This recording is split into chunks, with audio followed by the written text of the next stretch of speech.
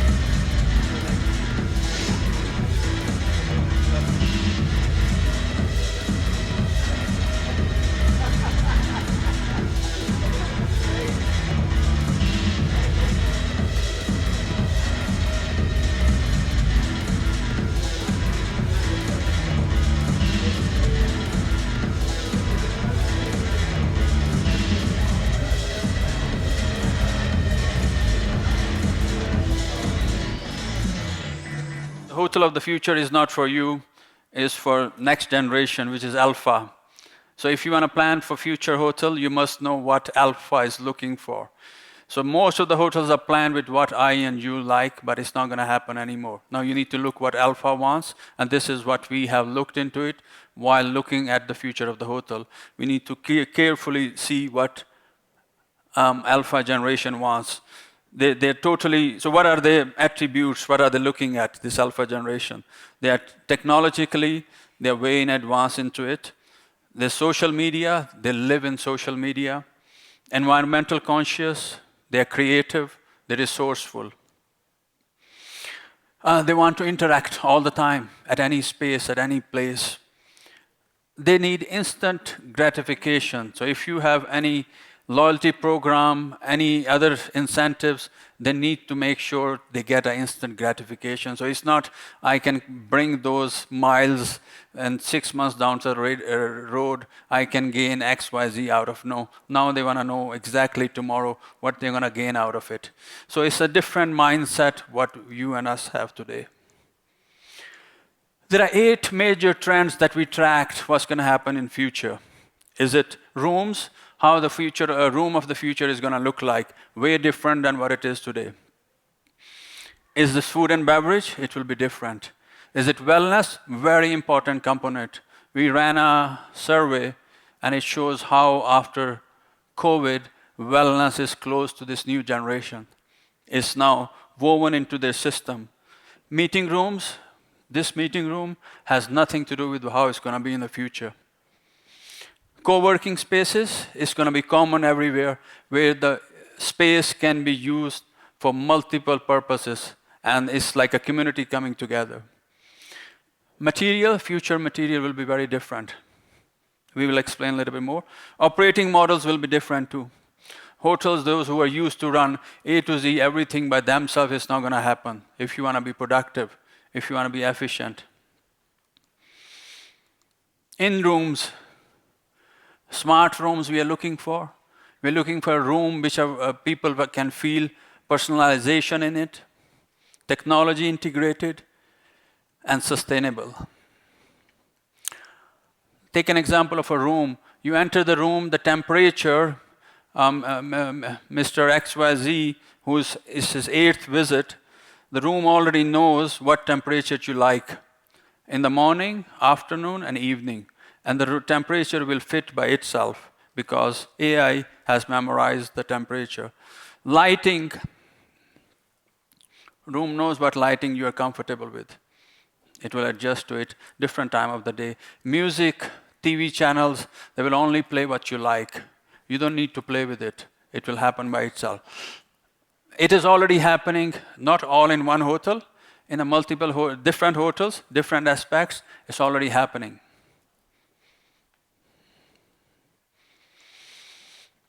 I don't know, the pictures are not coming, but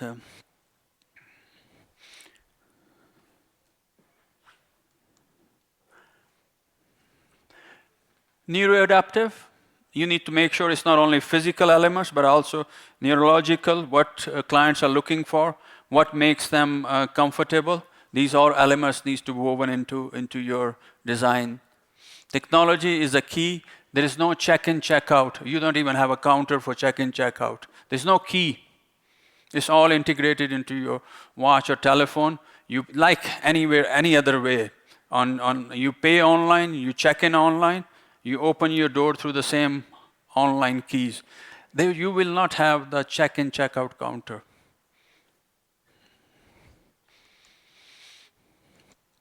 In F&B, kitchen is one of the heaviest costs associated in F&B. So kitchen will be automated to the maximum limit. People will love to have and enjoy your local flavors. If I'm in Namibia, I would like to see what Namibia has to offer me, what is the local ingredient. So this is where you're going to see more towards the local ingredient. And biometric personalization, when you go to the restaurant, they already know what you want, what you like. So they will make sure that they don't need to start from scratch. They will go ahead with what is.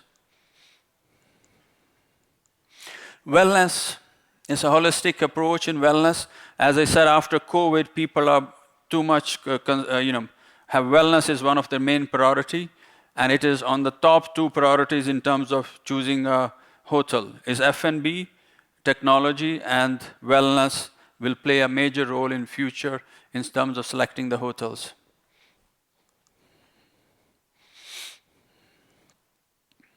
Meeting rooms. Tomorrow when you're going to enter the meeting rooms, they will not be screened. It's the same wall will become screen. You will not see any speaker. You will not see any lighting. I will not have this mic because screen, the ceiling can catch from 10 meters my voice and transmit wherever is required. So it will be a totally different room for meetings in future. No wires, no hanging wires. And this already, some of the meeting rooms that we are working on are in this shape. Co-working spaces, as I said, this is happening. A lot of chains, those who are representative are sitting here, is one of the happening trend. Every hotel chain is now integrating these co-working spaces. They're very popular. In the future, they will get more popular. Material. You want to have material that is, which can absorb the heat in the cold and hot weather. It is long-lasting, is sustainable, is closer to the nature, is recycled material. So these are the elements which will be, material will be based on these key elements. Operating model will be very different. Every hotel operator wants to operate everything by themselves. Even the F&B doesn't work, the health club doesn't work, all the dining doesn't work, doesn't matter. They want to operate everything by themselves because it's not their money. So in future, the best way will be, and the successful operator will be those who join hands with the specialist. You can't do everything by yourself. Is it wellness? Bring a specialist wellness. If it's F&B, bring the specialist. Those who can add a value to you and you can add a value to them. So it will be more outsourcing and joint venture based on the sharing benefits. As a matter of fact, some 2-3 top brands which are growing fast, they're already adapting to this and growing very fast. It gives you marketability, it gives you additional footfall, social media. It does wonder to you if you do careful joint venture and partnership. None of these departments will exist in the hotel. Focus on your core business. As a general manager, you have a limit. Let's focus on your main goal. Don't run everywhere. This all will be outsourced. Sell the rooms and make money from there. Rest, bring in specialists, let them do this job. Minimum possible a load on your shoulder, lean, mean, agile, and efficient. Better return on investment. So this is basically it. And these are the benefits you will reap if you adapt to these models. Thank you.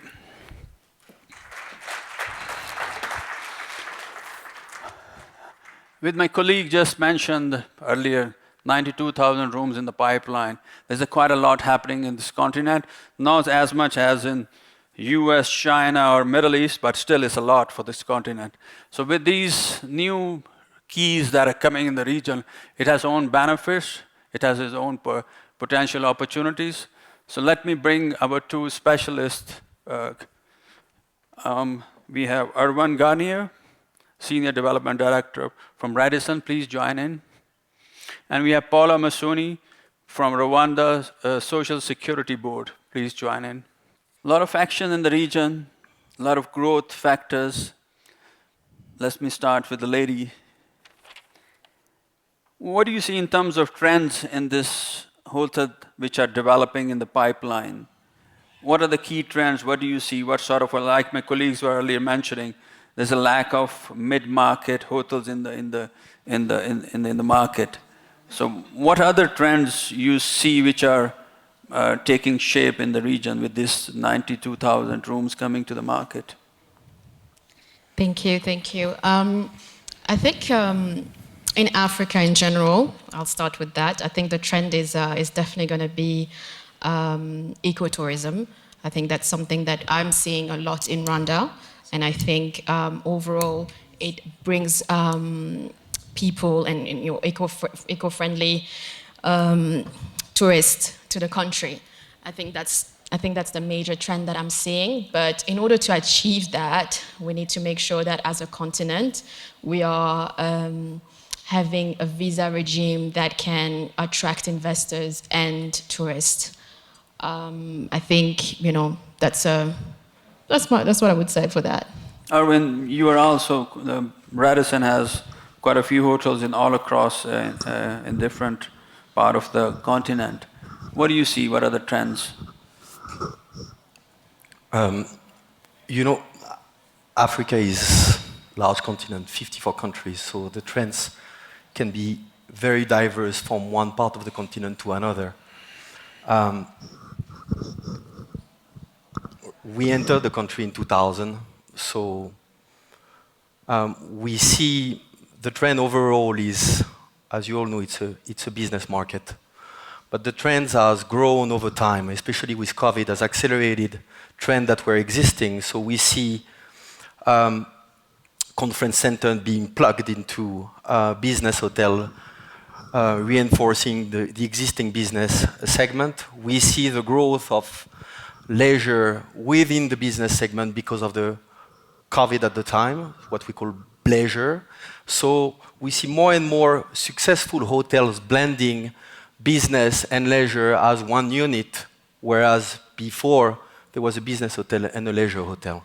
We also see the growth of serviced apartments, combining whether as a single unit, whether as a mixed use, or whether as a hotel and apartment. And finally, there is new destination in Africa, most of the time close to the business or financial hub of capital city that are raising as leisure destination, whether it's safari lodges, but also in West Africa that were purely reactive market, and today we can see that more and more demand is going into those destination, resort destination. Great. Paola, with this growing market, what are the opportunities? Where do you see that these are the corners where there are more opportunities if you see the big overall canvas, what are the pockets or areas or opportunities that? I mean, for me, for us as an investor, because I'm part of the RSSB, so the Rwandan Social Security Board is a pension fund. The opportunities we see and the investment we are projecting to do in the next 4 years, I would say, in the real estate industry is first and foremost luxury, luxurious, very high-end hospitality in Kigali. That's what we want to focus. What's our main focus? Obviously, we've got shares in Radisson, so we need to make sure that we don't compete with them in the city. But we also some other opportunities. We are, for instance, investing in Zaria Court, which is another big hospitality hub that's next to the arena in Kigali, and that is going to have all of the components you've talked about earlier, which is co-working space, sports area, kids friendly, making sure that AI is inside the building, making sure that also the team are trained and know how to welcome all the clients. So all of those things are really important in order to make this hotel and hospitality business make sense for the bottom line, because the bottom line ultimately is what we are all after, making sure we make money. Thank you. Thank you. Erwan, you've been part of different projects all across the region. What are the keys, some of the success stories that you've been part of, and what makes those projects successful? What were the factors? In project development or hotel project development, one of the main challenges, as correctly talked earlier by Trevor, is not signing, is opening hotels. And very important. Because at the end of the day, as Paola was correctly mentioning, this is when the owner is making money and the operator that is based on performance is making money as well. Before that, well, not. It's just cost and believing in the project. So the success story is for us opening a hotel with maintaining quality while at the same time being time efficient. And One of our success story, in fact, is in Niger, in Niamey, where we, with our partner, the design to construction of a 200 hotel Radisson Blue Niamey took 12 months from design to construction, which in 25 years we never saw. And there is a couple of factors for this success story. And one of the factors is obviously the profile of your partner. In this case, the profile of the partner is a construction company that has built multiple hotels in Africa and outside of Africa and knew exactly the game. And in order to, knowing that the interest rate and the debt is so high, cost is highly increased by the time of construction and the time of opening. So instead of keeping the time, as you know, in Africa, on average, hotels take from design to construction from 5 to 7 years. If you take Europe, it's 2 to 3 years, so it's more than the double. And this is translated in the development cost. If you look at the development cost in Europe, again, 54 countries, let's keep that in mind. So you take the development cost in Europe and you compare it to Morocco. Morocco may be on European index 30% less. If you take Nigeria, it's easily 100% more. True. And it's often translated in time of construction and time of opening. So in this case, the developer, owner and investor was a construction company, and instead of having 200 to 300 people on site during 2 years, there are 2,000 people for 1 year.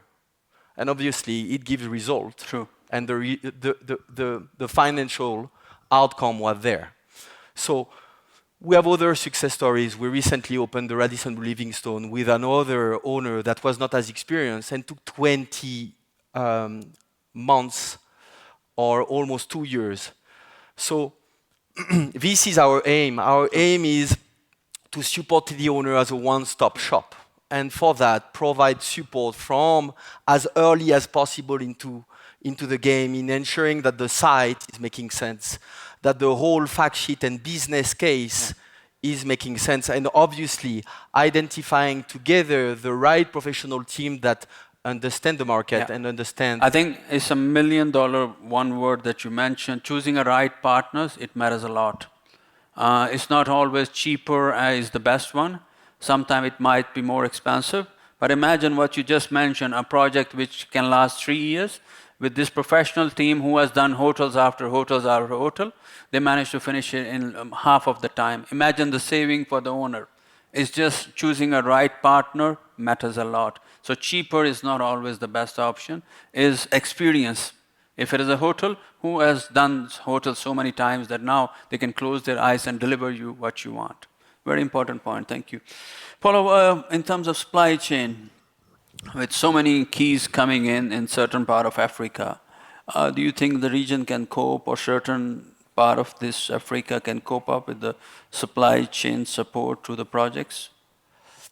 That's a very big challenge for us. Once again, I'll talk about Rwanda because that's the country I'm in. But us being, Rwanda being landlocked, I think for us it's very tricky to get any product or material in country.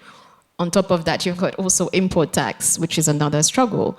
So, and as us, the owner, all of that cost is bared onto us. And unfortunately, it's really hard to make that make sense with the bottom line that I was discussing earlier.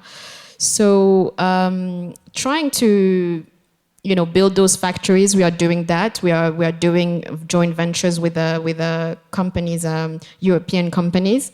I was in Porto last 2 months ago to try and finalize that deal. So they have a wooden factory there. They have the know-how. So if they can, come to Rwanda and invest in our country, and that would sort of shorten that bread. But that's just wood.